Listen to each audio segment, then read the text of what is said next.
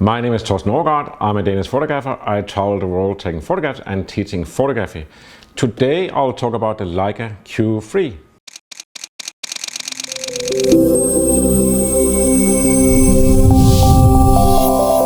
As a little bonus and a little gift today, below the video there is links to free downloads, and one of the downloads I put there today is a 60-page ebook I did about the parts of the Leica Q3, and that is where I go over all the small details of the camera, the buttons and contacts and everything, and what is that and why is it there. That's a free ebook, and you just put in your email and press send and you have it in a few minutes. There's also two other downloads. One is my styles and presets for Capture One and Lightroom, and there's also an ebook that I wrote about some of the iconic photographs and the photographers who took them, and also why I photograph and how I do it. It's all free. Put in your email, press send, and you have it in a few minutes. Before I forget that little detail, I have written long reviews of the Leica Q when it came out in 2015, the Leica Q2 when it came out in 2019, and the Leica Q3 when it came out fairly recently. Those are free reviews. They're very long. It's basically user reports on what SD cards to use and all the history and everything about the cameras, and they're available on my website. You can see the link right here on the video. The Leica Q3 here is basically one of the biggest success stories in modern photography. This camera sells like hotcakes. It actually sells so well that it's really difficult to buy one, which means it's really difficult to just walk into a store and find one. My personal opinion is that you can always find one if you just look around and you keep your eyes open. And typically I would go smaller stores that doesn't have a long waiting list. Maybe they don't have a waiting list, but then occasionally they get cameras shipped, and there you go, there is a Leica Q3 available. Before I tell too much more, I should warn you that once you get a Leica Q or Leica Q3, you are going to be a fan. In a matter of weeks, a few months, maybe even days, maybe even before you buy the camera, you have looked so much at Leica that you already start lusting for more Leica. And that means that you're going to get one of these, most likely that's a Leica M, and I'll get into what that is. And then you want one more Leica M, and then you find out that you can get some nice lenses. Here's a 28mm 1.4. You can also get a Leica 50mm 0.95. This is a $13,000 lens. This is like $6,000–7,000. And then there's the old Leica lenses you can put on Leica M. You can put on lenses back from the 1940s, which you can find on eBay and in secondhand stores and vintage and everything, and those are also beautiful. So this can end, you could say, really well or really bad. And there's also here the Leica SL system. Here I put on an M lens. You can put on SL lenses or L lenses. And this is a fairly new concept. The interesting thing is that the Leica Q3, you could say the Leica SL is kind of the big brother to the Leica Q. They're very similar in many ways: technology, the processor, the thinking, electronic viewfinder is built in, and so on. Despite that, and that is interesting, I think, is that most people who get a Leica Q or Leica Q3, they start looking at Leica M because it has a little bit different feel, and it has more of what it is that you sensed in the Leica Q3 to begin with. And that is also the story behind the Leica Q3, because this camera is not some camera that just popped up, that somebody invented like a new piece of technology. This camera actually have a proud history that stretches 100 years back. Actually a little bit more than 100 years, because 150 years ago that the factory lights in Germany started making optics. First they made for binoculars and for microscopes, and then I'm trying to make a long story short, after First World War you could say economy and everything crashed and the whole world was a mess, of course, as it is after war, and especially a world war. And one of the results was that the Leit's factory in Wetzlar in Germany had lost the whole Russian market for the telescopes and microscopes. And Ernst Leitz, that owned the factory, he had thousands of people working for him in the local area.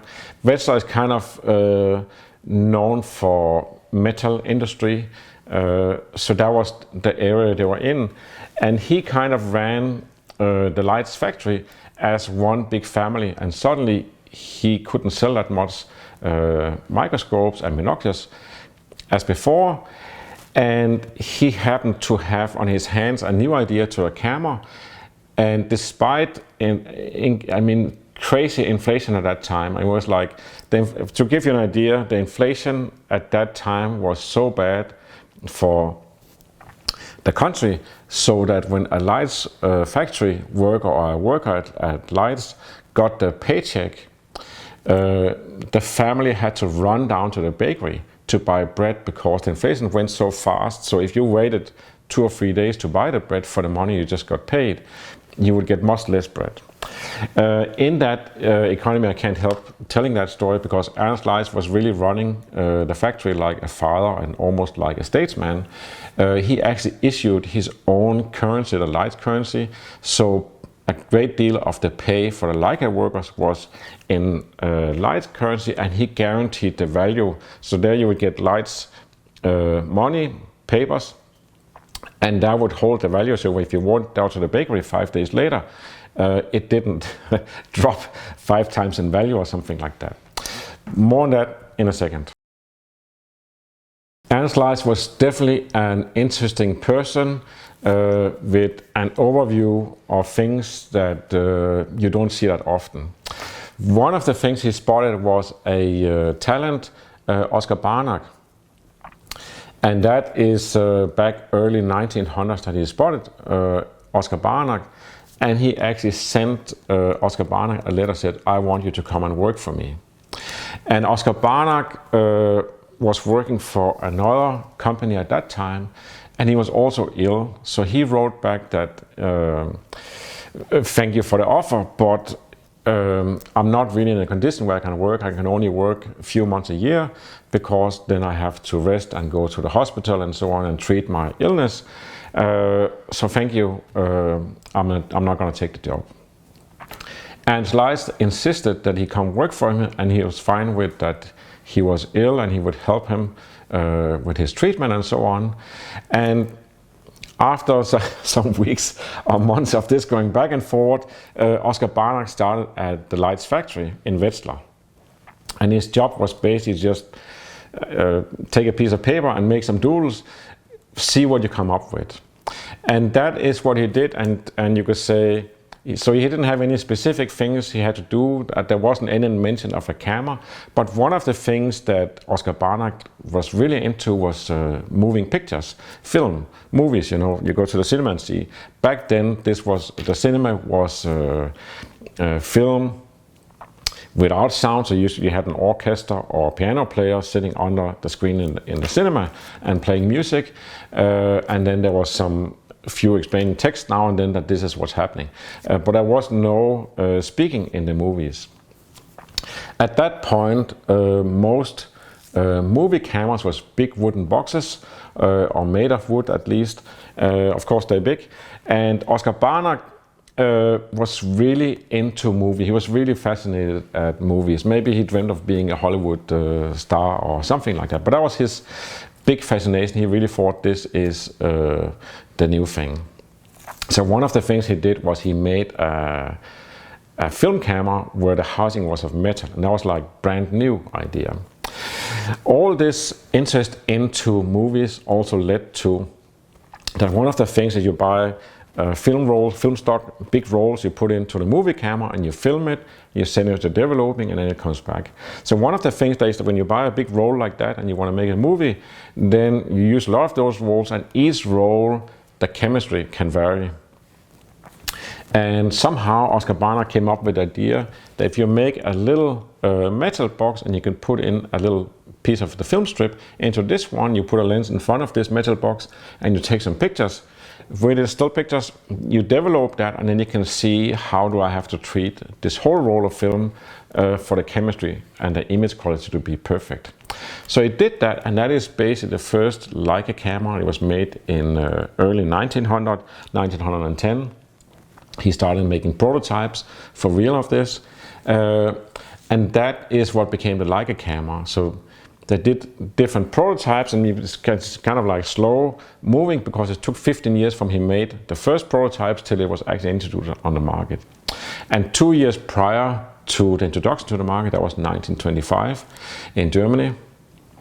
2 years prior, they made 25 prototypes, and they gave them around to different photographers and so on.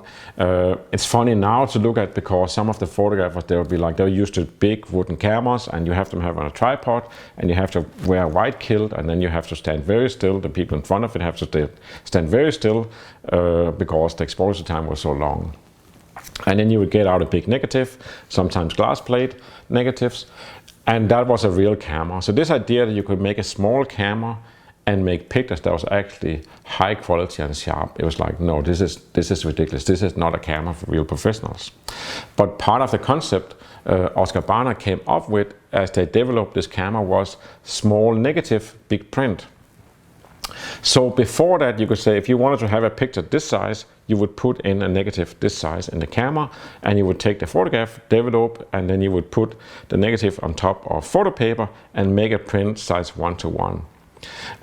This thing that you can enlarge print, somehow nobody really thought about that yet, but that was part of his concept. So his concept was that the film stock was now so high quality, so you could actually resolve small details. And then they had to make some optics that was also really high quality. And then he made an enlarger so you could blow up. You could put, when you developed the negative, you could put it up here, and then you had light from behind the negative, and it goes through high quality optics and go down to a paper, and suddenly you can make big prints even you have a little negative. So as you can see, Oscar Barnack and Leitz developed a whole new concept that didn't exist before. And some of the funny stories of this is that what is known today as a full frame camera is basically something Oscar Barnack invented. Full frame basically means it's 24 times 36 millimeter picture size inside the camera. And if you go back to the film days, you would have a roll of films would have 36 pictures, and the saying is that that is how far Oscar Barnack could stretch out his arm. That is this length, and that's going to be 36 pictures. And if we look here, I have a film camera, just to give you an idea what's going on. Then you could say here you put in the film, but the way it works then with the shutter here is that you can see here, when you look at a digital camera and have a shutter like this also, so it's closed, and the moment you take the picture, then you can see then you have a picture size here, and that is 24 times 36. And that is what is known as full frame, and that's basically part of the Leica concept back then, and it's the most popular image format ever since. I mean, we have medium format, APS-C and everything else, but full frame 24 times 36 millimeters, that is the standard for photography. The genius of having a small camera like this, I mean, this is built as a tank, solid metal and everything, but the idea of having a small, high quality camera, high quality optics, and I mean, the way it's made of metal is really mechanical perfection. I mean, the precision and everything, and a Leica is one, you drop it on the floor and you just pick it up and keep shooting. They don't fall apart or stop working that easily. But if you imagine you have suddenly this small camera, the type of photograph you can do when you don't have to carry around a big wooden box with a tripod and wear a white kilt and everybody have to stand still, but you can actually, people don't see you have a camera, you can go places that you couldn't go before, and you don't have to change the negative or the plate after each photograph. You have 36 photos, then you can change the roll, take another 36 photos, and so on. This, of course, changes photography completely, and It's almost like you can compare it with inventing the iPhone, that now you don't have to bring a computer. If you want to do something on your computer, you have a computer in the pocket. It's also a phone, it's also a lot of other things, but that's basically what it means. Suddenly you can do new things in new areas, and you can say that is the influence that Leica have had on photography, is that they made photography very popular, and they basically made the term or the idea of doing street photography and reportage, war photography possible, because you could take a camera out and photograph life as it happened, and nobody really knew, and you could move fast and so on. I should mention also that back when the Leica came out in 1925, there was a lot of families, children, women, who took up photography because suddenly it was fun to do, it was easy to do, and it was high quality. It's not that the Leica was inexpensive or cheap. It was more of an investment, but suddenly it became hip to take photographs. And one of the things that I keep noticing and keep saying is there was actually a lot of female photographers, because also going from big wooden boxes and wearing a white kilt and being a nerd or almost a scientist to take a photograph, suddenly was something everybody could do. And of course, there was also at that time, there was Kodak that sold a little box camera for kids and whoever for $1 for a camera. It's a little bit more today, but back then it wasn't a lot of money. So that also popularized photography, because anything that made photography compact and portable was something that actually aimed the goals of photography. So this is how we get to the Leica Q3. And to make life easy, I'm not trying to upsell you to a Leica M or something like this, but let me just show you here the Leica Q3 as the Leica Q and the Leica Q2 has a 28mm Summilux lens. Summilux is a Leica expression. It means 1.4. For different reasons, it's 1.7 on the Leica Q, but it's almost the same. So if we take here a Leica M, Leica M camera, digital cameras today, they look like this. They have a screen on their back, of course. A Leica M is ungefähr $8,000–9,000. Then you take a 28mm Summilux lens and you put it on the camera here. So now you have a camera that's $8,000–9,000, and you have a lens that is $6,000–7,000. And this is the dream. This feels right. It's a very responsive camera and is mechanical perfection. And the optics is the best in the world. Leica have the philosophy. And you could say, apart from knowing how to make lenses and optics for 150 years, what they do have is they have a philosophy that when they make a lens, the lens designer basically looks at how can I make the most perfect lens. And then make the most perfect lens, and then I guess they calculate how much does it cost to make it, how much will the sale price be, and then that is going to be the price in the store. And that's how you end up with a price of the lenses like $6,000–7,000, or here $13,000. That is what it costs to make optics without compromises. So this, of course, is the dream. And even for me, when I was a kid, I was reading photo magazines. I dreamt of Hasselblad and I dreamt of Leica. That was like the things out of reach, and then see how it went. Now I have a few of them. So the interesting thing is that when the Leica Q3, or let's go back to the original Leica Q that was made, it was introduced in 2015, and nobody really knew that Leica was doing this. What did happen in the factory is that one very interesting thing is that Leica had an intern from Sweden, 21 years old, who had done some prototypes of Leica because he liked Leica. So he had done some prototypes in school and he put them on his website and so on. And then somehow he ended up being an intern at Leica. And he liked being there so much, and they liked what he did so much that the product manager said, hey, do you want to work for us? Like, we will hire you, will pay your salary, you get to live in Wetzlar in Germany. Maybe that wasn't a selling point, but that's where he had to live. And one of his first projects was to design the Leica Q. And the Leica Q series, or Leica Q model of cameras, is very much loyal to the Leica M. You see the size, the shape and everything of it. This camera is not trying to be a Fuji or Sony or Olympus or anything. It is a Leica M, but it's made where you could say they must have defined specific conditions. So one thing, it has to be full frame. A lot of small compact cameras are smaller sensors for many reasons. One of the problems when having not a full frame sensor is you cannot make narrow depth of field.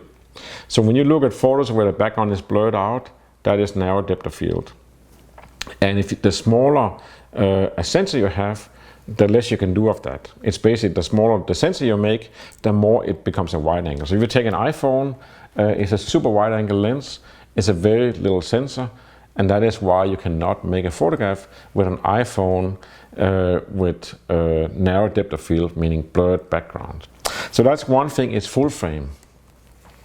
And then also it is very simple.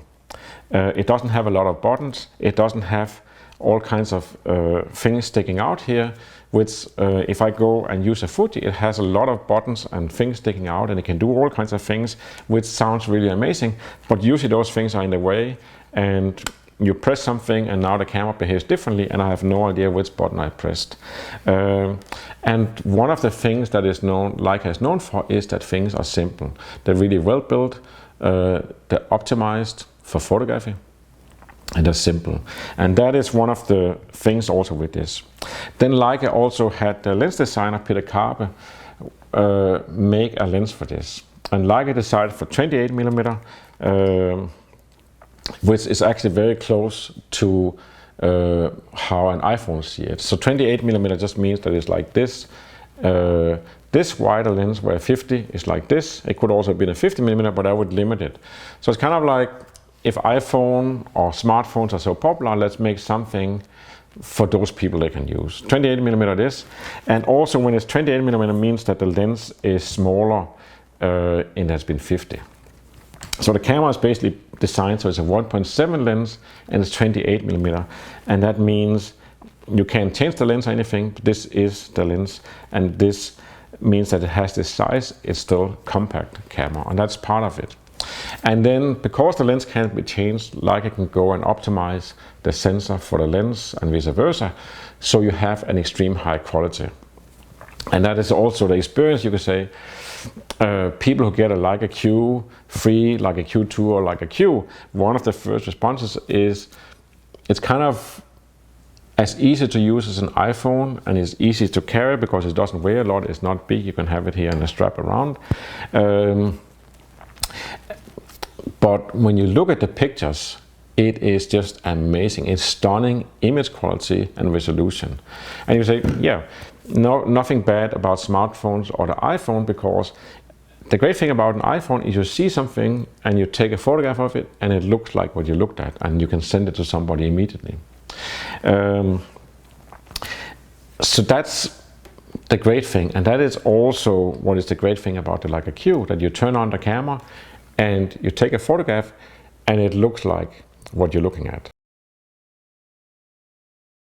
The big difference between Leica Q and an iPhone is then that if you put an iPhone photo or smartphone photo into the computer, and it doesn't really matter if it's 40 or 60 or 120,000 megapixels, there's no resolution in the smartphone photo. It's just very digital. And that is the unique thing with the Leica Q, that you can blow up the picture, and because the object is so perfect, you have details and you have depth. I don't know how to say it, but like depth of the file, if that makes any sense, it's like there is something in the file. It's just it's not like just digital dust put together to look like something. And that is the main big difference when you get into the Leica Q. So the Leica Q3 is a real Leica, that's the first thing to realize. It's not made by Panasonic. It's not something else. It is a Leica. And that is basically what you want, that you want the high optical quality, you want the simplicity, you want this built in Germany or made in Germany, feel of it that is built like a tank and it can last forever, and maybe it can. Then it has some things that you could say the Leica M, for example, doesn't have. So the Leica M here is manual focus. It has this rangefinder you look through. So actually, when you use a Leica M, you're looking out this window. So when you look through the window, you actually see the lens down in the right corner of it, and everything is sharp. So you don't look through the lens like you do, I mean, any mirrorless camera, DSLR, anything today, you look through the lens. And this is how Leica made it, and it's called a rangefinder or Messuger in German. And it basically means, it almost underlines what is the first thing you do in photography. You measure the distance. So you're not actually taking the photo or anything, you're just adjusting the focus, you're measuring what is the distance, and then there's a system in here of overlapping picture that some people think, oh, this is really hard to do. Other people say, wow, this is the most simple way of doing it. In any case, it gives a very acoustic sensation to hold this camera and use it, and it feels like you're making a photograph. It's not the camera making it or some AI. You are actually making the photograph. But manual focus, not many cameras have it these days, and it doesn't have an electronic viewfinder, and so many things. So here's the thing that is new and great about the Leica Q3. So one, you could say, big thing in Leica, in the Leica world, is autofocus. I mean, here's the joke. Leica invented autofocus back in the 60s, 70s, and the management of the factory decided nobody's want to use this stuff. So they sold it to Minolta or somebody, and didn't really implement autofocus until fairly recent. But in the first Q in 2015, there is autofocus, and it's almost a demand from, you could say, young people or people who are new to photography, that of course there's autofocus. So it has that. What it also has is that you can turn off the autofocus, which means that here on the lens it says autofocus, and then you can just move the lens here, and now it's actually manual focus. And manual focus is not a bad idea, because if you come from the philosophy of Leica that you make a photograph, then you can say part of making the photograph that you decide what should be in focus. So first you set the focus on something, and that could be a child's face, or it could be a tree, or it could be something. And you also can have narrow depth of field if you want to. You can have blurred background, so you have to focus on what you want. So you can say once you focus, it doesn't change. With autofocus, you have different levels of automatic focus or AI or smart this and that changes the focus. So very often you will come home with a photograph that it's not what you wanted in focus that is in focus. And usually you blame yourself, but it's actually not your fault. It's just because you have autofocus. And auto means self, that means the camera focus itself. And the camera doesn't know what you're photographing, so it's just going to find something to focus on. And then sometimes it changes last minute. So the fact that they have manual focus works so well. And you can say when you turn manual focus on and you look for a viewfinder, it zooms in, you can better see the detail you're focusing on. It works so well that 30% of people who have a Leica Q, a Leica Q3, use manual focus. In my workshops, it's a little bit higher. It's 50% that uses it. Personally, sometimes I go auto, sometimes I go manual, depending on what I want to do, and so on. But it's a brilliant thing. Then it also have the electronic viewfinder here, which is actually pretty high quality. And that is one thing that you could say that changed. The first Leica Q that came out in 2015 was almost perfect.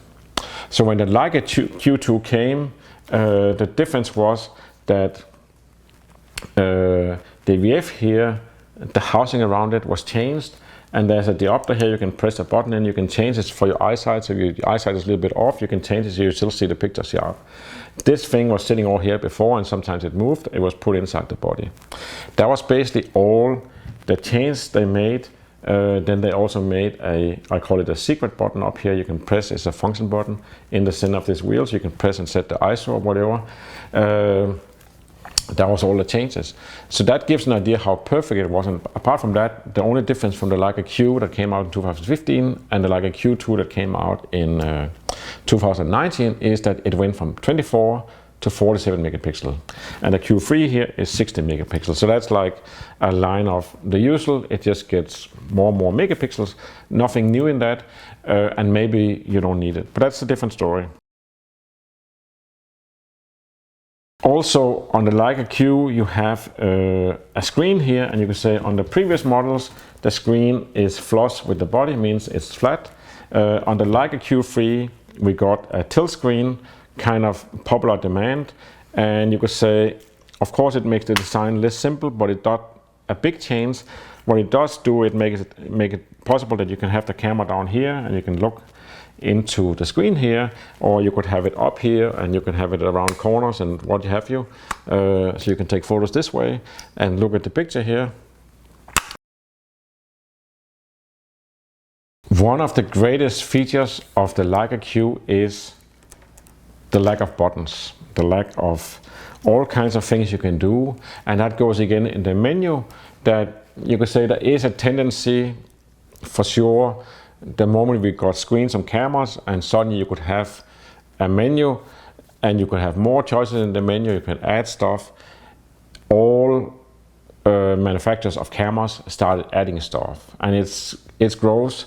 If you take a Fuji and you count the number of menu options you have in the menu on the screen, you have 750. I still think Leica have a little bit too much sometimes, because there is close to 200. I think there's 180. And that's a lot of things to remember. And you could say, basically you shouldn't remember, but you could say, if you pick up the camera now and then you don't use it a lot, then you look at the screen, you think, what is this one? Or what happened now? How do I change this? Where do I go? And there goes 15 minutes sitting and scrolling through a menu and stumble into a lot of words and symbols and stuff that you actually don't know, what does this mean?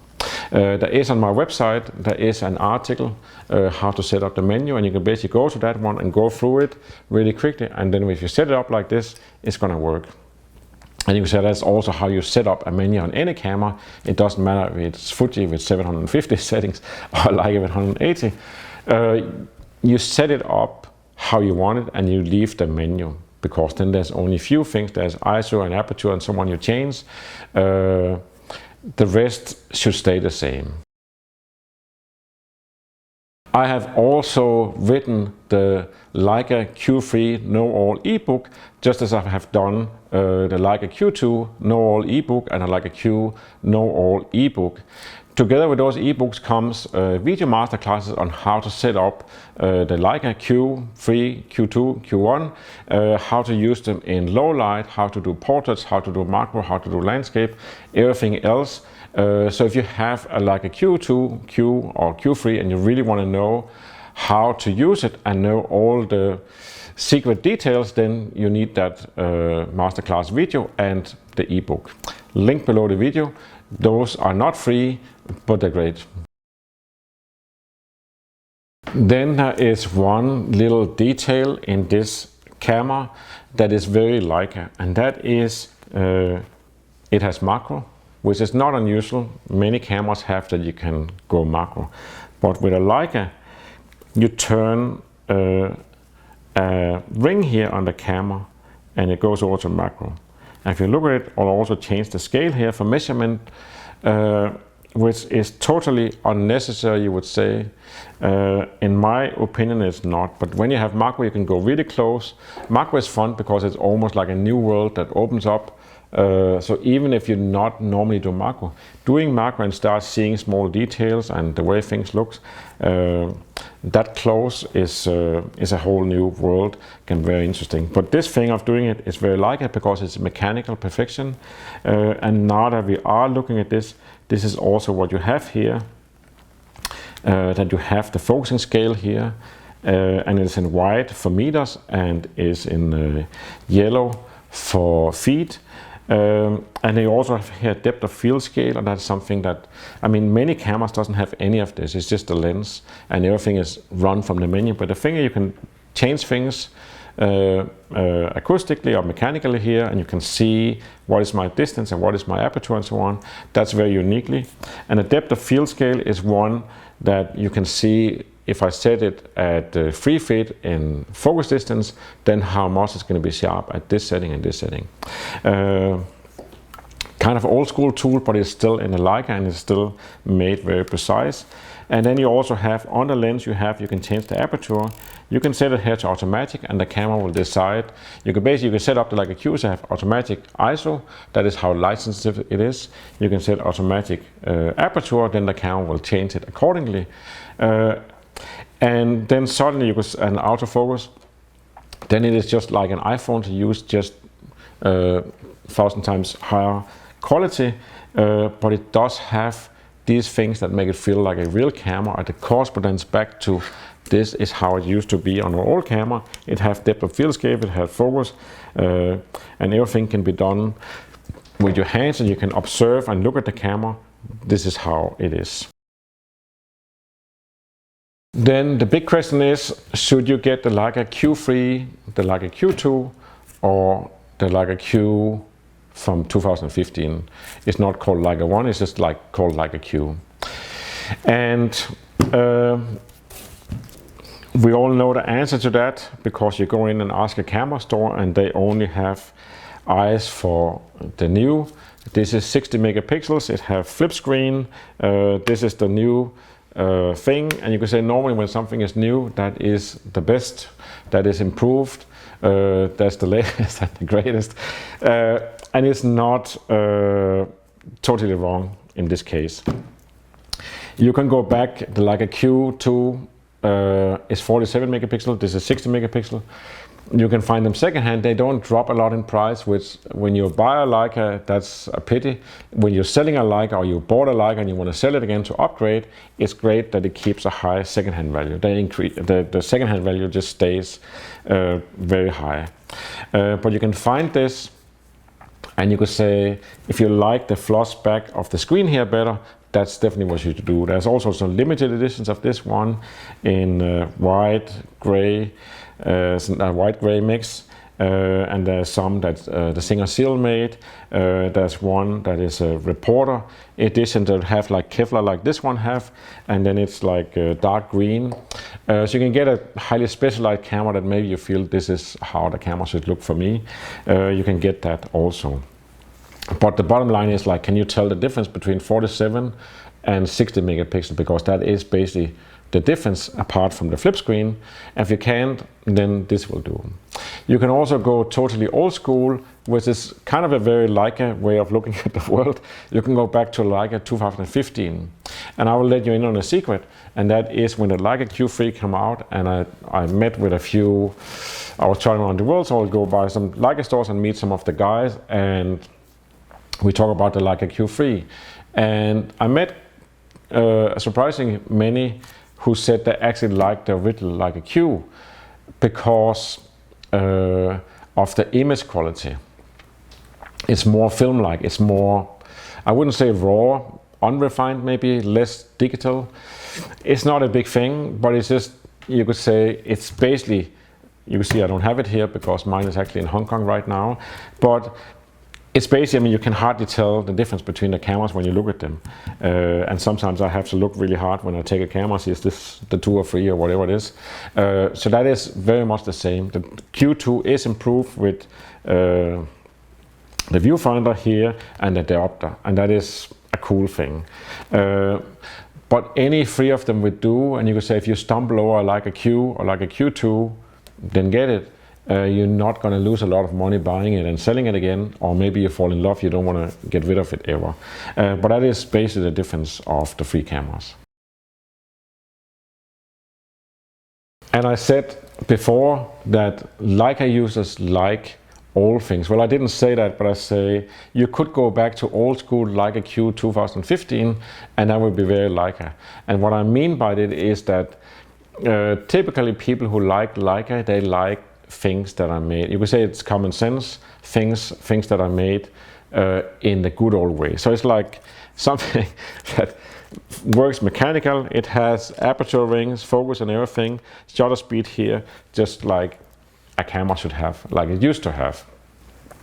And you could say the concept they made, this is actually the Leica M4, this is not the first Leica that came out in 1925, they all look very similar for good reasons, because it was the right way to make it. This is the 1950 Leica M4 model. That's not true, this is from the 60s. 1954 was the Leica M3, the previous one, looks the same, very few changes. But you say people who like Leica, they like the old things, and that's also why you see Leica users drooling over a lens like this. This is a 50mm f2.0 lens called rigid, because it's not foldable, like this one is foldable. So then came the rigid version, that means that it's not foldable, it's rigid. And this one is an amazing lens. This one is 70 years old now and it still works on any of the Leica cameras, and it's amazing picture quality and everything. And best of all, it's old.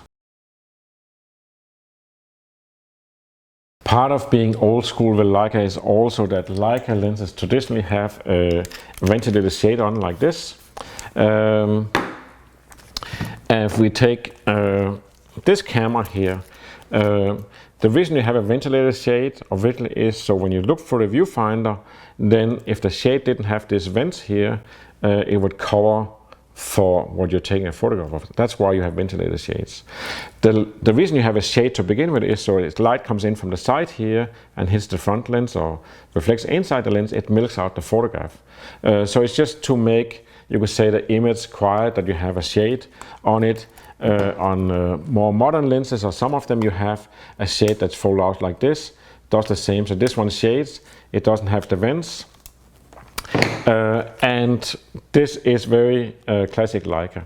So one thing I did with the Leica Q is, because it comes with, you can see this is the ventilated shade that I made for it, because I liked the idea that it looks old school. And the way I use a shade, you can say if the light comes in from the side these days, it's not that important, because the optics have a lot of coating that just kills reflections of light. So it's not so much if you go back to a lens here like this one, light hits the front glass, the whole thing milks out, colors and tones and everything, nothing looks the same, it just bounces around, which can be a cool effect. But if you don't want, then you put on a lens shade. So the Leica comes with, I'll show you here, this one. I mean, you can use it without a shade, but it's nice to put on a shade because it protects the lens. Let's see if I can get this one on. So this is very, in one way it's very Leica, because it's kind of like, let's make a shade that is very compact, and then it precisely does not cover any of the picture itself, but it shades for the light. And I mean, this is how it comes, and you can bump into stuff and it does the job. I just decided, no, I like the ventilated shade here, because this gives a classic look, and it also means that I can easily put on filters here if I want to put on a color filter or a neutral density filter, a star filter or something. I can do it here, and it just looks more beautiful. So I made that, and I made them in matte black for the matte camera here. I made it in black paint here, and it's red and safari green for those ones, and so on. Not that there's any red cameras, but I just like the idea of a red shade, makes it looks really awesome. Then comes an interesting thing that it's not going to help you decide between the original Leica Q or the Leica Q2 or the Leica Q3, and that is that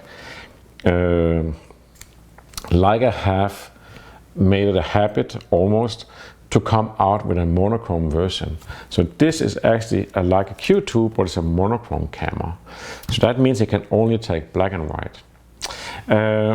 And the way it's done is you take the sensor and you strip it off the Bayer filter. And now one thing is you can only take black and white. When you strip off the Bayer filter, you basically also 4x the details.